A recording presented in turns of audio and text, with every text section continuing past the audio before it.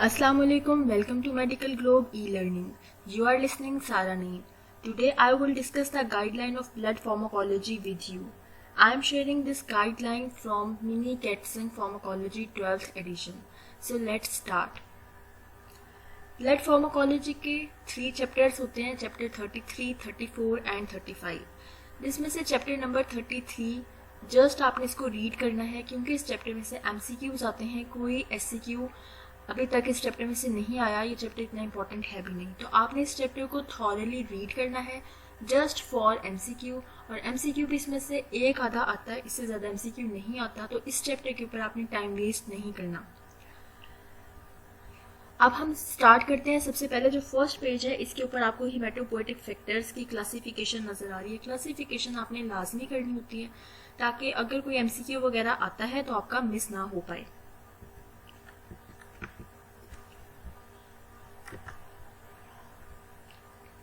Next page पे blood cells deficiencies हैं. यहाँ पे मैंने किसी चीज़ को मार्क नहीं किया क्योंकि सिर्फ रीडिंग है. इसको आपने सिर्फ एक दफ़ा रीड करना है. नेक्स्ट आपको आयरन नज़र आ रहा है. आयरन को भी आप एक दफ़ा रीड करेंगे. सब चीज़ें हमने पहले सेकेंड ईयर में पढ़ी हुई हैं, तो इसमें से भी कोई इतनी खास चीज़ नहीं. आपने इसको सिर्फ रीड करना है अगर आप रीड करना चाहते हैं तो. देन आपको विटामिन B12 इसको भी आपने सिर्फ रीड करना है ताकि अगर कोई एमसीक्यू आ सकता है तो आप उसे सॉल्व कर पाएँ. फॉलिक एसिड को भी आपने रीड करना है. वैसे इस चैप्टर पे टाइम वेस्ट करने की ज़रूरत नहीं है. देन इसके आते हैं एमसीक्यूज. एमसीक्यूज आपने मस्ट करने हैं. एमसीक्यूज आपने किसी भी चैप्टर के स्किप नहीं करने. और एमसीक्यूज आपने विद एक्सप्लेनेशंस करनी है. ये जो एक्सप्लेनेशंस दी होती हैं एमसीक्यूज की, ये आपने लाजमी पढ़नी होती हैं क्योंकि कभी कभार इनमें से भी कोई पॉइंट बन जाता है एमसीक्यूज का. तो एक्सप्लेनेशन आपने किसी भी चैप्टर की स्किप नहीं करनी. एमसीक्यूज आपने लाजमी करने हैं. ओके. देन आपको नजर आ रहा है ड्रग समरी टेबल. इस चैप्टर का आपने सिर्फ ड्रग समरी टेबल करना है. आपने इस चैप्टर पे टाइम वेस्ट नहीं करना क्योंकि ये इस चैप्टर में से कभी कोई एससीक्यू नहीं आता. इस चैप्टर का सिर्फ आपने ड्रग समरी टेबल करना है. उसमें से भी मैंने जिन चीज़ों को हाईलाइट किया है आपने सिर्फ वो करना है. इसके अलावा पूरा टेबल आपने नहीं करना. आपने यहाँ से आयरन करना है.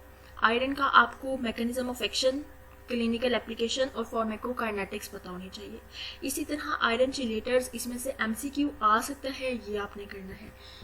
Next vitamin B12, folic acid और GCF का एमसीक्यू है जो कि आपके पीछे जब आप लोग कैटसन के एंड पे एग्जामिनेशन 1 एंड एग्जामिनेशन 2 का एमसीक्यूज करते हैं वहाँ पे इसका एक एमसीक्यू दिया गया है, इसलिए मैंने इसको यहाँ पे मार्क किया है. इसको भी आपने अच्छे से करना है. विटामिन B12, फॉलिक एसिड और GCS आपने सिर्फ इनको रीड करना है. इनके मैकेनिज्म ऑफ एक्शंस और क्लिनिकल एप्लीकेशंस. आपने इस चैप्टर पे ज़्यादा टाइम नहीं लगाना. इसको सिर्फ आपने एक रीड देनी है और वो भी आपने फर्स्ट टाइम इसको रीड देनी है. नेक्स्ट जब आप अपने एग्जाम्स के लिए या आप किसी टेस्ट के लिए प्रिपेयर करते हैं तो आप इस चैप्टर का सिर्फ ड्रग समरी टेबल करें और वो भी सिर्फ ये 5 आपने ड्रग्स करनी है. इससे ज़्यादा इस चैप्टर पे टाइम वेस्ट करने की ज़रूरत नहीं है. नेक्स्ट हम आते हैं अपने नेक्स्ट चैप्टर की तरफ जो कि है drugs used in coagulation disorder. ये चैप्टर इंपॉर्टेंट है. जब भी आप ब्लड फार्माकोलॉजी स्टार्ट करते हैं तो मैं आपको यही कहूँगी कि आप सबसे पहले चैप्टर नंबर 35 करें, फिर चैप्टर 34 करें एंड लास्ट में आप चैप्टर नंबर 33 करें. अब हम देखते हैं drugs used in coagulation disorder. यहाँ पे आपको ये फ्लो चार्ट नजर आ रहा है. ये फ्लो चार्ट आपने लाजमी करना है. इसमें से UQ आता होता है. कभी वो आपसे एंटीप्लेटलेट ड्रग्स के नेम पूछ लेते हैं या आपका UQ है कि नेम फॉर एंटीप्लेटलेट ड्रग्स. कभी वो एंटी कोएगुलेंट्स पूछ लेते हैं, थ्रोम्बोलिटिक्स पूछ लेते हैं. तो ये टेबल आपने कभी भी स्किप नहीं करना. नेक्स्ट हम आते हैं अपने एंटी कोएगुलेंट्स पे जो कि होते हैं हेपारिन एंड वॉरफेरिन. हेपारिन बहुत ज़्यादा इंपॉर्टेंट है. हेपारिन की आपने कोई चीज़ पे स्किप नहीं करनी. हेपारिन का मैकेनिज्म ऑफ एक्शन, इसके थेराप्यूटिक यूजेस, इसके एडवर्स इफेक्ट्स और इसका एंटीडोट. हेपारिन की कोई भी इवन अ सिंगल लाइन पे आपने स्किप नहीं करनी. हेपारिन, ये मैंने लाइन अंडरलाइन की है. Heparin is given intravenously and subcutaneously. आपका एमसीक्यू है कि हेपारिन को हम इंट्रामस्कुलरली क्यों नहीं देते क्योंकि हीमाटोमा का रिस्क होता है, इसलिए हम हेपारिन को इंट्रामस्कुलरली नहीं देते. देन इसका मैकेनिज्म एंड इसका इफेक्ट है, ये बहुत ज़्यादा इंपॉर्टेंट है. ये आपने कभी भी स्किप नहीं करना है, इसको आपने लाजमन करना है.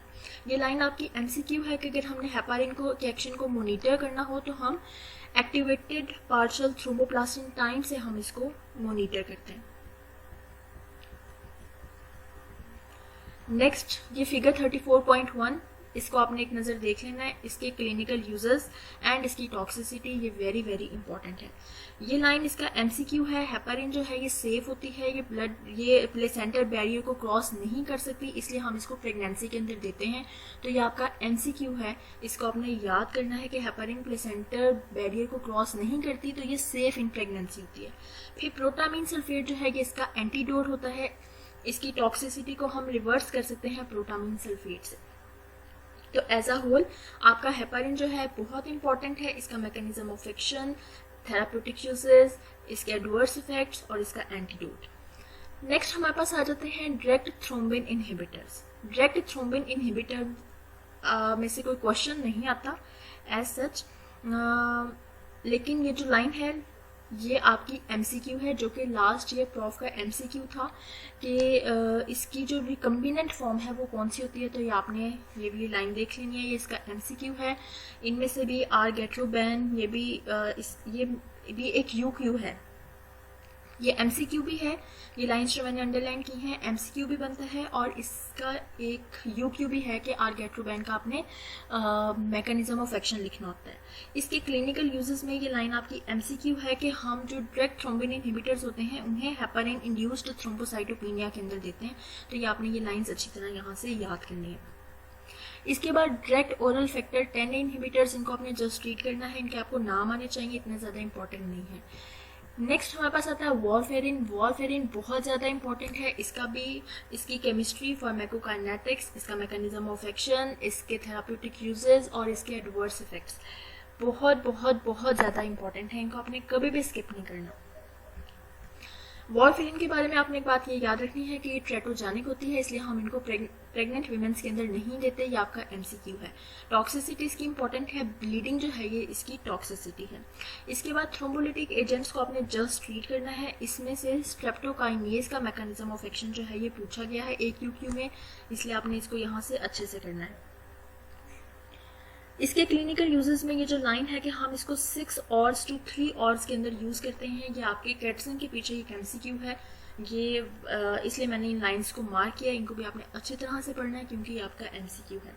इसके बाद एंटी प्लेटलेट ड्रग्स, यूक्यू, इनके नेम्स पूछे गए हैं। क्यूक्यू है कि name for anti platelet drugs, तो आपने इनके भी नाम अच्छी तरह से करने हैं। मैकेनिज्म ऑफ एक्शन यहाँ पे एस्पिरिन है, एस्पिरिन का मैकेनिज्म ऑफ एक्शन आपको बहुत अच्छी तरह से आना चाहिए। एस्पिरिन बहुत इंपॉर्टेंट है, चाहे वो आप यहाँ कर लें या आगे एंड स्टेज में कर लें। एस्पिरिन का mechanism of action, therapeutic uses, adverse effects बहुत ज़्यादा इंपॉर्टेंट है।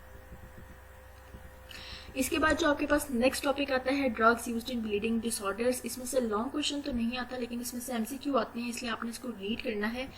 एमसीक्यू की लाइन मैंने यहाँ पे मार्क भी की है कि लो डोजेज ऑफ विटामिन K1 जो है ये हम एंटीकोएगुलेंट इफेक्ट्स को रिवर्स करने के लिए जो है ये हम यूज़ करते हैं। ये आपका एमसीक्यू है। बाकी भी इसमें से एमसीक्यू बन सकते हैं, इसलिए आपने इसको थॉरली रीड करना है। इसके बाद जो आपके एमसीक्यू क्वेश्चंस हैं, जैसे मैंने पहले बताया, इनको आपने स्किप नहीं करना, इनको आपने लाजमी करना है विद देयर डिस्क्रिप्शन। नेक्स्ट इसका जो ड्रग समरी टेबल आता है वो भी आपने बिल्कुल स्किप नहीं करना। अगर आप पूरा चैप्टर कर लेते हैं तो वेल एंड गुड है, वरना ये जो हमारा ब्लड है वो अगर हम इसके ड्रग समरी टेबल्स भी कर लें तो भी हमारा ऑलमोस्ट पूरा टॉपिक जो है वो कवर हो जाता है। लेकिन मैं इसके लिए आपको यही कहूँगी कि पहले आप अपना चैप्टर पूरे अच्छे से करें, उसके बाद आप ये ड्रग समरी टेबल जो है इसको भी बहुत अच्छे से पढ़ लें। यहाँ ऑलमोस्ट सारा चैप्टर जो है आपका कंप्लीट हो जाता है। तो क्विक रिवीजन के लिए ये ड्रग समरी टेबल जो है ये बहुत अच्छा है। ईच एंड एवरीथिंग इसके अंदर कवर हुई है। Thank you so much. Medical Glow brings you the solution to your problems, the problems you face during your professional exams. Yes, we are introducing MBBS Cracks. This book contains chapter-wise important topics. Solved past university questions are given in this book. Chapter pools are given to help you ace your MCQs exams. Besides this, forensic summaries are added and important pictures from Big Robbins and OSPI pictures in high resolution are added to help you ace your OSPI exam. exams. Besides this series for SCQ and OSPI, MCQs Cracks has also been introduced. This book contains MCQs not only from UHS but also from several other universities. So what are you waiting for? Get your book ordered online at a given number, that is 0335 6633 007, and I promise you that you won't regret purchasing this.